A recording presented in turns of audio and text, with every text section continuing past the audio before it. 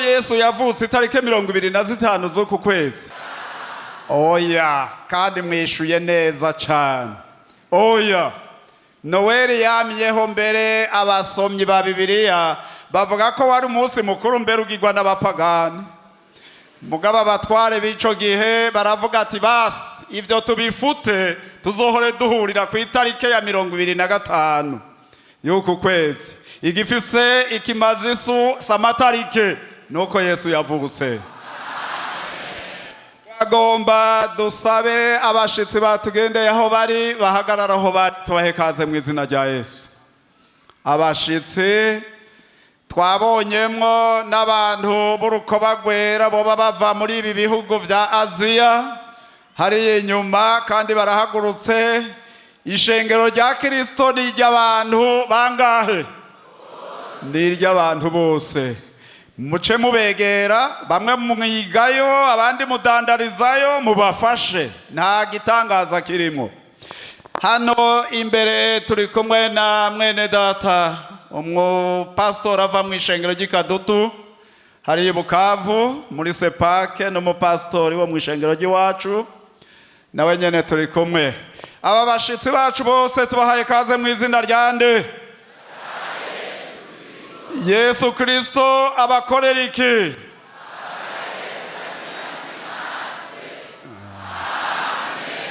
Kaze cyane bene data. Hanyuma rero tugomba duhe kaze abashitsi bandi nabonye ndabarabe hariya, jewe ndavyajya amatara ndababonayo. N'abashitsi badahora basenga iminsi yose, mugabo ku munsi mukuru wa Noeli, wa Pasika, wa Pentekote bagasenga. Namwe turabahaye kaze kandi turabifurije umugisha w'Imana. Ariko tubasabe namwe mujemwo, mwinjiremwo neza cyane. Mureke umwami avuke na mwebwe muri mwebwe. Ehe ngabajya muricaranye murababona. Ni vyiza ko uyu munsi baje Yesu abaha umugisha. Turafise rero bashitsi bashasha twaronse umunago mushasha babatirijwe. Muhaguruke mwebwe ubwanyu. N'abantu 103 harimwo abo mu Ruvumera. Imana ishimwe. Iyo umuntu ariko arasaza ntaba kijya byinshi. Muri ya myaka ya 80 n'akandi ngaha twabatiriza 500, 400, none tugeze ku 100. No kuvuga turiko turamanuka, ngira ngo abanyabyaha ngira ariko baragabanuka. Canke intahe ziri muri twebwe zibazana zagabanutse. Mbega murabahaye kaze mwishengero ry'Imana. Kaze cyane mukijijwe mu bihe bibi. Musaba Imana izobuzuze Mpwemu Yera kugira ngo mushobore guhagarara neza no kugwana n'amasatani y'iki gihe. Mugume muhagaze mwebwe ntiturabarekura. Duhe kaze pasiteri wo mu Ruvumera asoma ijambo ry'Imana muhagaze. Uwo bagwaye ariko adashobora guhagarara araza kwicara, ariko asoma ijambo ry'Imana kugira tubasenge Imana.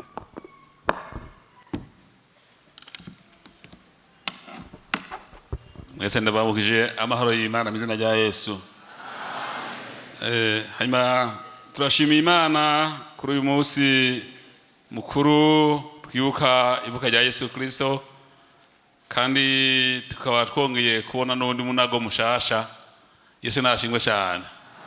Kera rero iyo umuntu yibarutse baca bamurondera agatoki gashushe. Yesu nashingwe cyane. Bakamugemurira, hanyuma kandi nawe nyene ntiyakajya wenyene n'abaraho kuza kumwikeza baragasangira. Niwe dusangira agatoki gashushe muri Bibiliya. Yesu nashingwe cyane. Isome ijambo ry'Imana riri mu butumwa bwiza bwa Yesu Kristo ko bwanditswe na Matayo igice cya 3, turasoma umurongo wa 11. Ubutumwa bwiza bwa Yesu Kristo bwanditswe na Matayo igice cya 3 umurongo wa 11. Nukurijeho ndababatiza mu mazi ngo mwihane, ariko yoza hanyuma yanje andusha ubushobozi, ntibimbereye no kumutwaza inkweto. Uyo azabatiza muri Mpwemu Yera no mu muriro, Imana nishimwe. Hano ni Yohana umubatizi abo yareze kubatiriza yabatirije abantu bihanye ibyaha, hanyuma bamaze kwihana ibyaha barabatizwa mu mazi menshi. Hanyuma arababwira yuko wewe icyo akora ko abatiza abantu mu mazi menshi, ariko inyuma yiwe ko hariho uwundi amurusha ubushobozi, yavuga Yesu Kristo, ko ariwe abatiriza abantu muri Mpwemu Yera. Kandi Yesu nawe nyene kugira ngo yereke abazomwizera ko bakwiye kubatirizwa, nawe nyene yaraje kuri Yohana aza no kugira ngo amubatize. Yohana agira ubwoba ati ni jewe nari nkwiye kubatizwa nawe, biri hajya aye ku murongo wa 13. Hanyuma rero Yesu Kristo aremera nawe nyene arabatirizwa, Yohana aramubatiriza. Hano muradenera yuko umuntu aze kubatizwa arafise abagenzi bamuherekeza. Yesu nashimwe cyane, na Yesu ijuru ryaramuherekeje, ubutatu bwarahabaye. Bibiri ivuga yuko ijuru ryugurutse, hanyuma ngo Mpwemu Yera amanuka asa n'inuma amugwako, humvikana ijwi riti uyu niwe mwana wanje nkunda kampimbara. Ubwo n'ubutatu bwamuherekeje bwamushingiye intara. Yesu nashimwe cyane. Namwe rero ababatirijwe muratanguye intambwe yo kubatanya urugendo, ariko ntimwoshobora mwenyene guhagarara mu nkomezi zanyu mutahawe ubasha bwa Mpwemu Yera, kuko abadayimoni ntibakwitwa ingumu, ntibategwa umugere, ariko bategwa isengesho ririmo umuriro wa Mpwemu Yera. Abadayimoni niho bava mu nzira. Yesu nashimwe cyane. Rero mutemugira umwete wo kubandanya gusenga Imana kugira ngo uyu abatiza abantu muri Mpwemu Yera mu muriro abatize ububatizo. Dusome ijambo ry'Imana hariya mu Byakozwe n'Intumwa igice cya mbere umurongo wa 4. Maze akoranye nabo arabihanikiza ngo ntibave Yerusalemu, ariko barorere isezerano rya data iyo mwanyumvanye. Kuko Yohana yabatirisha amazi, ariko mweho mu minsi itari myinshi muzobatizwa na Mpwemu Yera. Yesu nashimwe. Turasoma kandi aya mu gice cya 2 ku murongo wa 42. Bashishikara cyane mu byo intumwa zigisha no kugira ubumwe no kumanyagura umutsima no gusenga Imana nishimwe. Iyo tubatiza abantu hari aho tubaronda tukababura iyo bakabanganiye, bagaca bagenda. Iyo bagenda, ariko nivyira ko umuntu agenda ahantu avuye mu rugo gwitwa mu ishengero akavuga yagiye kugira ngo bamukwigize isengesho. Rero ababigishwa babatijwe gihe Mpwemu yaza ku bakozi b'Imana ku ntumwa, Petero akigisha, hihaje abantu barenga 3,000 bose barabatirizwa. Bibiri ivuga ngo barashishikaye mu byo intumwa zigisha bagumamwo. Namwe tubivuze kuzogumamwo mu ijambo ry'Imana no kumva ibyo intumwa zigisha, niho muzokura mu by'impwemu, hanyuma rero mukagwana intambara nziza rukadotohabwa bwo mu ijuru bwatuye duhamagagwa. Yesu nashimwe cyane.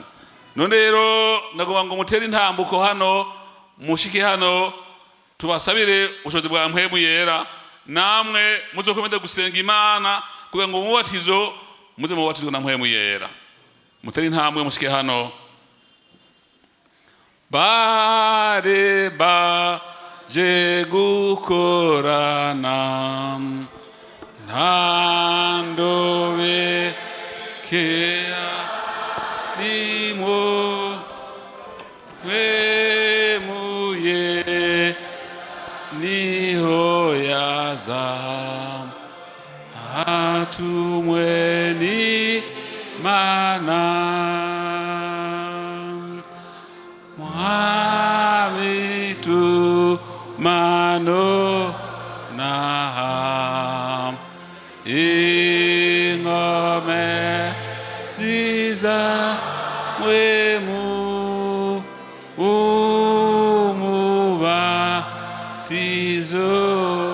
nuyo ubatize wese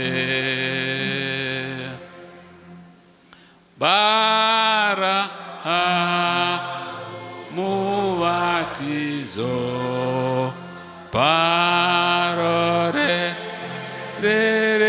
rereyo kuko bari biteguye ntashaca rimwo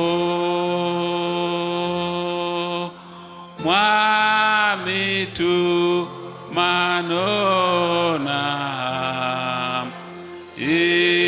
ingome ziza mpwemu umubatizo nuyo ubatize wese. Tugera dusenga Imana. Mwami Imana data wa twese, turagushimiye igikorwa gikomeye wari watumye Yohana umubatizi. Haleluya. Turagushimiye ko ico gikorwa kiri muri porogaramu y'Imana. Yesu aje kuri Yorodani kugira ngo umubatirize. Uravuga wewe ngo nkwiye kubatizwa nawe. Ariko Yesu aravuga ngo bikunde ngo dushitse ukugororoka kose. Hari ico yaragomba kubatumye Yohana kubatiza amenyekana uwo ariwe, maze bikunze avuye mu mazi ariko arasenga, ijuru riruguruka, Imana iravuga, Mpwemu aramanuka, biragaragara ko byavuye mu ijuru. Haleluya. Yohana ashinga intahe ikindi gihe abonye Yesu ati nguyu umwagazi w'intama w'Imana akuraho icaha c'abari mw'isi, nanje sinari bwamumenye, ariko wantumye kubatiza mu mazi niwe yambariye, ati uzabona Mpwemu Yera amanuka kuri we azoba ariwe. Haleluya. Nanje naravyizeye, uwo niwe abatiza muri Mpwemu no mu muriro. Turasabye ubushobozi bumanuka avuye mu ijuru, amavuta y'Imana amanuke kuri abantu, ubwiza bw'Imana bumanukeko. Rasha makuru. Haleluya. Menshi. Ubushobozi bw'Imana, umuriro utongora ibisigarira by'intege nke mu izina rya Yesu Kristo, indimi z'abo abantu zigobodoke, ubushobozi n'ububasha bumanuke, aba bantu bahinduka ibyaremwe bisha, batangura gushingira intahe umwami Yesu. Urakoze, turabigushimiye kubahezagiye kandi kubabatiza muri Mpwemu Yera, bagume ku mavi barorere Yerusalemu kugeza baronse ubushobozi. Nuko tubasengeye gutyo mu izina rya Yesu Kristo umwami n'umukiza wacu. Amen. Amen. Umwami abahezagire, musubiraho mwari mwicaye. Zala ko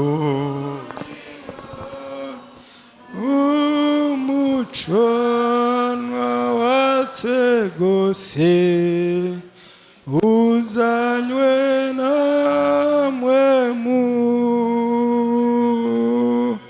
mwami tumanona ingome ziza Mpwemu umubatizo nuyo ubatiza wese.